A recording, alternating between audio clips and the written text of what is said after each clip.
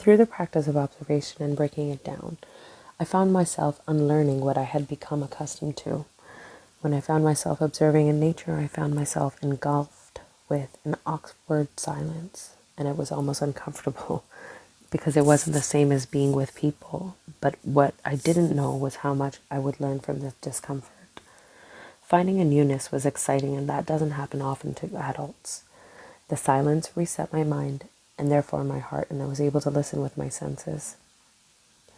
Being able to hear your breath brought me back to think, how can I bring this focus back to the observations of children?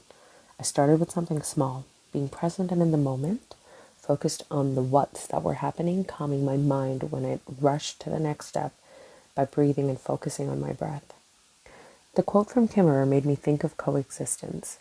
How do we interact with others and create those spaces of dialogue and dissent, the spaces to be still and the spaces to grow? How do we do that with children and amongst colleagues? It made me think of how attentively I listen when children are talking to me in their play and when we gather. Am I really listening when children are talking to me? Does my listening have an agenda? I started by choosing to observe in certain spaces with small groups of children, to place myself amongst them, to be able to record what I was seeing, truly seeing and not assuming. I found that when I placed myself in visible space, it gave my work purpose. I wasn't trying to hide in the shadows, secretly documenting, uninterrupted. It made the process feel organic, and it made it more human, complete with errors and interruptions. The noise of my mind was the hardest to shush.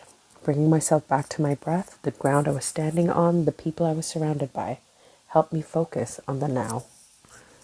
Recording by taking pictures, audio clips, videos helped me stay in the moment, just so I wouldn't miss the key elements. What were these?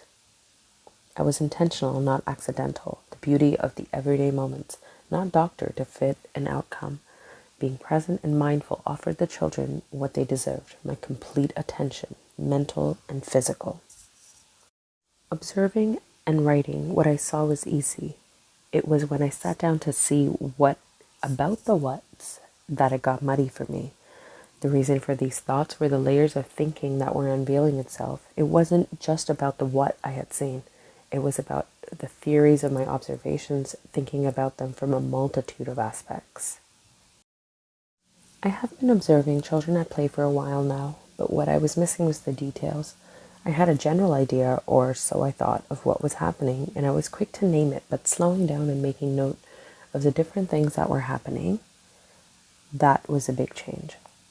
I'd also started to offer my observations and pictures that I may have taken at the time back to the children to see what they thought of my thinking. Every time I have done this, I am greeted with smiles and warmth, almost as if they're saying, "You see me." My relationship with the children is bettered because I am continuing to look at this relationship as co-researchers and co-learners in the process. I've also learned that my assumptions about play have been broken down many times, and had I not stayed with the moment, my assumption may have become a reality for me now. Quieting my mind is hard, but I see that it interferes with true observation.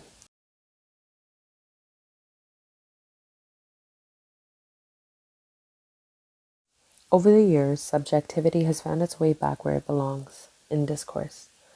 This has been challenging because of the ways that I had encountered learning institutions. It felt uncomfortable to insert my thoughts and opinions in a space where it impacts others. I'm taking that back through learning about racial biases, prejudices, and assumptions that were made about me and using them to inform my practice. I see children around me every day who I work alongside with, and the importance of them seeing people like them. I was made aware of this recently when a parent told me I was the first educator of color that her child had encountered, and the child went home and told her parent that her teacher looked just like her. That was powerful to me, the responsibility that people of color hold to hold others like them up. Seeing children from a multifaceted lens where their family, their culture, their race is actively seen as contributing factors was a big change for me. I found myself looking for these layers that made up every child.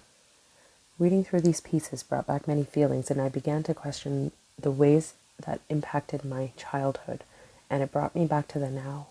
What I say and what others say about these children who come from diverse backgrounds will be remembered. I have become more aware of what I am not saying because that says something about me as an educator. I'm looking inwards to see how an image of a child has been tampered with because of something that someone said about them. What can I do to dismantle that? How can I re-examine my bias? How can I offer a fresh lens to look at that child? It brings to mind the article on interrupting bias, calling in versus calling out, that it is powerful for the target of oppression to hear the words of calling out from the mouth of an ally. The idea of spaces for calling in resonated with me. How do we challenge our own thinking, and how do we build a deeper understanding of varied perspectives? There can be spaces for both, reflections and reactions. Every day in my work, I strive to break down the biases from the day before and attempt to start afresh. We all deserve that. Children remember how we made them feel, and my goal is to offer the kindness and warmth that comes from trusting relationships that set up the foundation for lifelong learners. This in turn has helped me build stronger connections with families, and my aim is to continue to question ourselves every day, continuing to be aware not only of how I am feeling, but also how my actions impact my view of the child.